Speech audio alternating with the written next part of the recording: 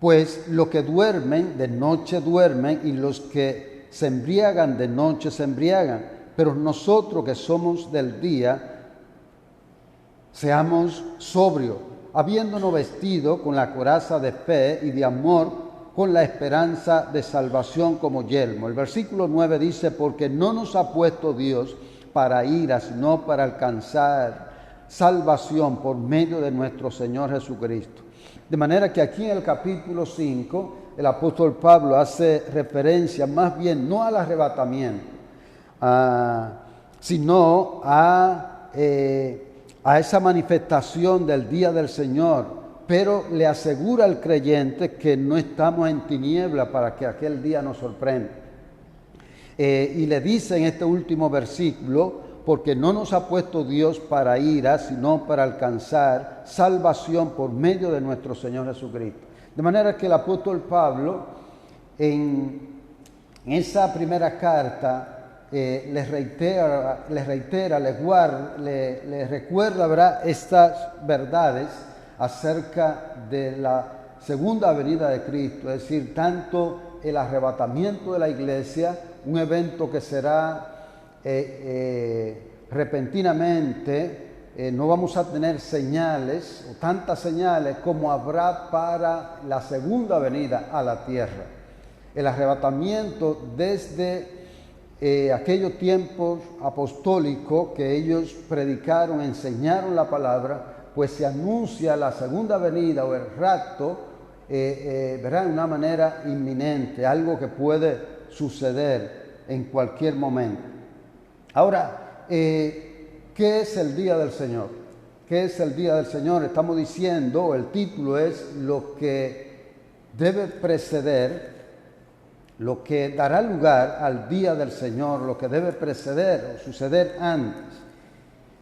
Pero ¿qué es el día del Señor? El día del Señor es una frase técnica que se usa tanto en el Antiguo Testamento como en el Nuevo, para referirse a juicios futuros y a juicios escatológicos que tendrán lugar al final de la historia humana. En el Antiguo Testamento hay muchos pasajes que hablan acerca de estos juicios. Por ejemplo, Joel 2, 30 al 32, 3, 14, Zacarías 14, 1, Malaquías 4, el versículo 1 y 5. En el Nuevo Testamento podemos ver el libro de los Hechos 2:20, Primera Tesalonicense que leímos aquí, el capítulo 5, el versículo 2, dice: porque vosotros sabéis perfectamente que el día del Señor vendrá así como ladrón en la noche. Esta manifestación de ira, de enojo del Señor hacia el mundo que no creyó en Él. En la segunda carta que estamos mirando en este día, o que tenemos como base, el versículo 2, dice: que no os dejéis mover fácilmente de vuestro modo de pensar, ni os conturbéis, ni por espíritu, ni por palabra, ni por carta, como si fuera nuestra, en el sentido de que el día del Señor está cerca. También en la segunda carta de Pedro 3:10 podemos ver que se hace mención de esta frase, el día del Señor. Así que el día del Señor es una frase técnica, una frase que habla de juicios futuros y los juicios escatológicos que están para suceder al final de la historia humana. Ahora, en la segunda carta que estamos viendo, Pablo responde al problema que se había generado de que había llegado el día del Señor. La iglesia en Tesalónica se encontraba confusa, turbada, porque no esperaba estar en la tierra, ¿verdad?, según ellos, con el día del Señor encima. Ellos pensaban que estaban pasando por el día del Señor y entonces estaban confusos, turbados, porque ellos, como Pablo le había enseñado, no esperaban estar aquí en la tierra, sino en la presencia de Dios, o habiendo sido liberados de la tribulación, de la gran tribulación que vendrá al mundo. Así que Pablo les enseña aquí sobre las señales, manifestaciones que deben preceder al día del Señor. Y notemos primeramente el versículo 1 y 2, lo que dicen estos versículos. Estamos en la segunda carta a los Tesalonicenses, el capítulo 2, el versículo 1 dice: pero con respecto a la venida de nuestro Señor Jesucristo y nuestra reunión con Él, os rogamos, hermanos. Notamos aquí que el apóstol Pablo hace referencia al arrebatamiento de la iglesia o a la reunión que el creyente va a tener con Cristo en ese evento, en ese arrebatamiento, en el rapto de la iglesia. Él le dice: pero con respecto a la venida de nuestro Señor Jesucristo y nuestra reunión con Él. Ese tiempo en que el Señor vendrá por su pueblo, por su iglesia. Luego dice el versículo 2, que no os dejéis mover fácilmente de vuestro modo de pensar, ni os conturbéis, ni por espíritu, ni por palabra, ni por carta, como si fuera nuestra. En el sentido de que el día del Señor está cerca. En este versículo 2, pues, les exhorta a no dejarse mover de sus convicciones, de la verdad que ya ellos tenían en sus corazones. No se dejaran mover, llevar, ¿verdad?, o sacar de sus convicciones por la circunstancia difícil que estaban pasando.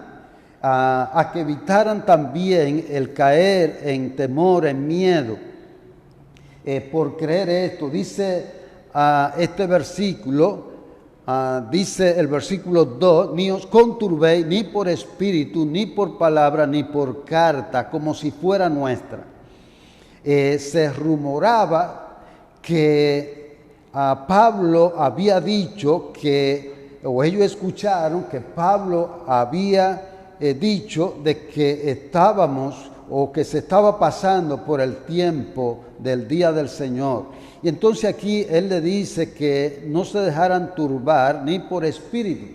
Aquí la palabra espíritu parece ser referente a algunas declaraciones de falsos profetas, ni por palabra o enseñanzas o predicaciones que podían darse, o dice o por carta, dice como si fuera nuestra, o alguna carta, ¿verdad?, que alguien pudiera enviar como en nombre de Pablo. Así que por ninguna de estas razones, causa, ellos debían turbarse. Él le había enseñado claramente acerca del arrebatamiento y de que la iglesia no pasaría por el día del Señor o la gran tribulación. ¿Verdad? El creyente, la iglesia, para la venida del arrebatamiento de la iglesia. El versículo 3 y 4, notamos, dice: nadie os engañe en ninguna manera, porque no vendrá sin que antes venga la apostasía y se manifieste el hombre de pecado, el hijo de perdición, el cual se opone y se levanta contra todo lo que se llama Dios o es objeto de culto, tanto que se sienta en el templo de Dios como Dios, haciéndose pasar por Dios.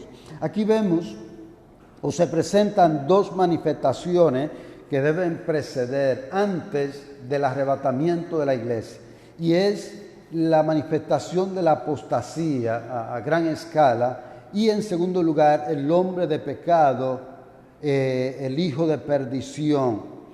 Vemos en estos versículos, los versículos 6 al 8, notemos, dice: y ahora vosotros sabéis lo que lo detiene, a fin de que a su debido tiempo se manifieste, porque ya está en acción el misterio de la iniquidad, solo que hay quien al presente lo detiene hasta que él a su vez sea quitado de en medio. Y entonces se manifestará aquel inicuo a quien el Señor matará con el espíritu de su boca y destruirá con el resplandor de su venida. Vemos en estos pasajes que se habla de algo y alguien que detiene la manifestación plena de este hombre de pecado. Y aquí podemos tener o vemos en el tercer punto, que es lo que detiene la operación satánica en toda su plenitud. Siempre desde la creación del hombre y la caída de Satanás, y especialmente después de la entrada del pecado en el hombre, en el ser humano, pues Satanás ha estado incidiendo en la vida del hombre, en las sociedades del mundo. Pero esta manifestación será con gran poder al final de la historia humana. Así es que vemos aquí, o podemos ver tres puntos. Primero, vimos la apostasía, la manifestación de la apostasía, la manifestación del hombre de pecado. Eso tiene que suceder, esas manifestaciones tienen que darse, presentarse antes de que venga el día del Señor, o para que se dé el día del Señor. Y lo tercero es que lo que está deteniendo esa operación satánica, obrando en el anticristo, en la segunda bestia, la primera y la segunda bestia, poderosamente tiene que ser quitado, eso que detiene. Entonces vamos a hablar acerca de esos tres puntos en este día. Vamos a hablar en primer lugar lo que detiene la operación satánica en toda su plenitud. Luego vamos a hablar de la apostasía, la manifestación de la apostasía, y luego en tercer lugar la manifestación del hombre de pecado. Así que vamos a comenzar nuestro primer punto hablando de lo que detiene la operación satánica con toda su plenitud en el mundo en que vivimos. Vamos a leer el versículo 6 y 7, que dicen: y ahora vosotros sabéis lo que lo detiene, a fin de que a su debido tiempo se manifieste, porque ya está en acción el misterio de la iniquidad, solo que hay quien al presente lo detiene, hasta que él a su vez sea quitado de en medio. ¿Qué es lo que detiene aún hoy a ese hombre de pecado? De que se manifieste ese anticristo, como se le llama. ¿Qué es lo que lo detiene? Aunque existen muchas opiniones al respecto, generalmente se cree que es el ministerio del Espíritu Santo en el mundo y obrando con la iglesia lo que está frenando, deteniendo la operación satánica en este hombre de pecado que será llamado el anticristo.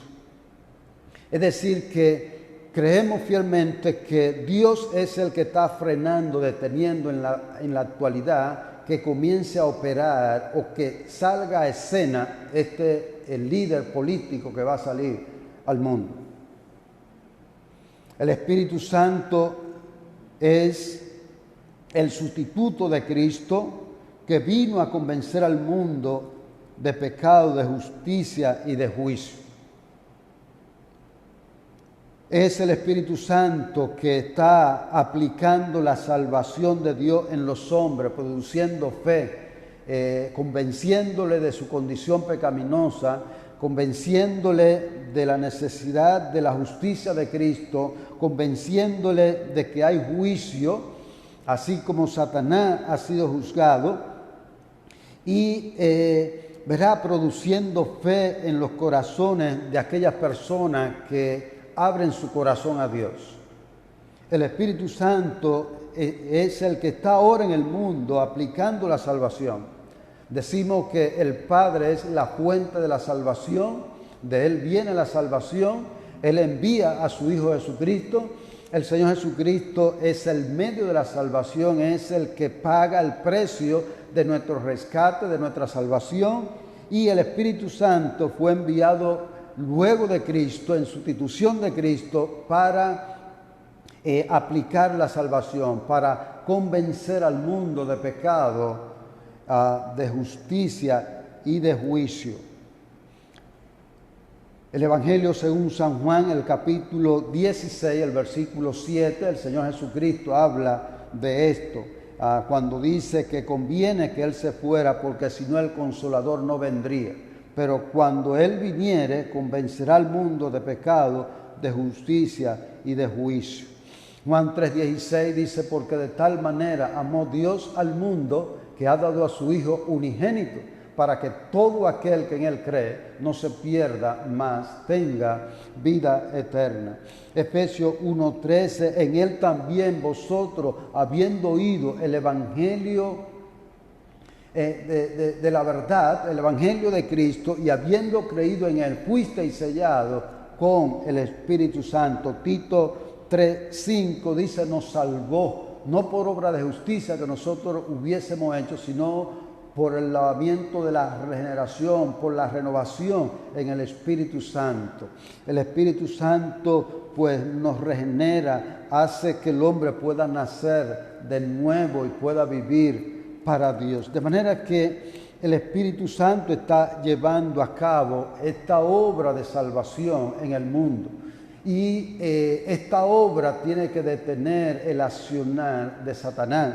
Igualmente, el Espíritu Santo, además de este ministerio en el mundo, trabaja con los creyentes, mora en el creyente, como enseña la palabra de Dios, mora en el creyente para ayudarle a vivir la vida cristiana, para cumplir con los planes y propósitos de Dios. La Biblia enseña que el creyente es sal en la tierra. El creyente es sal, dijo el Señor Jesucristo en Mateo 5:13. La sal pues es un elemento que impide la corrupción, es un elemento que da sabor, así el creyente tiene estas funciones en el mundo de impedir la corrupción de este mundo. Dice también Cristo en Mateo 5:14 al 16 que el creyente es luz. El creyente es una luz o expide la luz de Cristo en el mundo. Y la luz disipa las tinieblas. Un verdadero creyente donde está tiene que disipar las tinieblas. De manera que todas esas verdades, enseñanza, nos muestran que el Espíritu Santo, la presencia, el ministerio del Espíritu Santo, la obra de la iglesia en el mundo, pues están frenando, deteniendo la operación de Satanás a través del anticristo, de ese líder político que va a surgir en el mundo y que va a gobernar en el mundo. Así que esto nos lleva al hecho de que la iglesia, la iglesia tiene que ser arrebatada. La iglesia tiene que ser arrebatada, tiene que salir de este mundo. El Espíritu Santo tiene que ser puesto a un lado, no necesariamente que será llevado al cielo. Recordemos que Dios, además de un Dios trino, un ser divino, trino, tiene la cualidad, el atributo de la omnipresencia. El Espíritu será puesto a un lado para que Satanás pueda obrar. De manera que el tercer punto, en otras palabras, lo que estamos diciendo es que tiene que suceder el arrebatamiento de la iglesia para que entre en escena ese día del Señor, esa manifestación de ira sobre la tierra. La iglesia tiene que ser llevada al cielo, tiene que ser sacada de este mundo. El Espíritu Santo tiene que ser puesto a un lado para que ese poder satánico comience a operar con vigor en el mundo, haciendo daño a la humanidad y usando a los hombres y especialmente a este líder político que va a surgir. Quiero leerle también, ya le leí en 1 Tesalónica 4, 13 al 18, que hace referencia al arrebatamiento de la iglesia, pero esta es una verdad que también Pablo le enseña a los corintios. En la En el capítulo 15 de la primera carta a los Corintios, el versículo 51, dice la Escritura aquí: he aquí os digo un misterio, no todos dormiremos, pero todos seremos transformados. No todos los creyentes van a morir, pero sí todos tenemos que ser transformados. El versículo 52 dice: un momento, un abrir y cerrar de ojos, a la final trompeta, porque se tocará la trompeta y los muertos serán resucitados incorruptibles y nosotros seremos transformados. Porque es necesario que esto corruptible se vista de incorrupción y esto mortal se vista de inmortalidad. Y cuando esto corruptible se haya vestido de incorrupción y esto mortal se haya vestido de inmortalidad, entonces se cumplirá la palabra que está escrita: sorbida es la muerte en victoria. ¿Dónde está, oh muerte, tu aguijón? ¿Dónde, oh sepulcro, tu victoria?